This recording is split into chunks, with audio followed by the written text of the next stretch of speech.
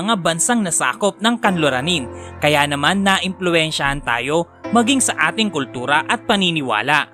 Ngayong buwan ng Mayo, isa sa mga ipinagdiriwang ng mga Pilipino ay ang Santa Cruzan o ang Flores de Mayo. Ngunit paano nga ba nag-umpisa ito sa ating bansa? Kaya't sa videong ito, samahan nyo kaming alamin ang maikling kasaysayan ng Flores de Mayo. Ang salitang Flores ay nagmula sa salitang Espanyol na ang ibig sabihin ay bulaklak. Ang mga Espanyol rin ang nagpakilala sa ating mga Pilipino ng pagdiriwang na ito, kung kaya ito ay naging bahagi na ng ating kultura. Ang buwan ng Mayo ay tinatawag na buwan ng mga bulaklak dahil sa panahong ito namumukadkad ang samot-saring bulaklak sa ating bansa. Ang Flores de Mayo ay ang pista ng bulaklak ng pagdiriwang para sa buwan ng Mayo at bilang parangal kay Birheng Maria. Ang pagdiriwang ng Flores de Mayo o sa gala o mas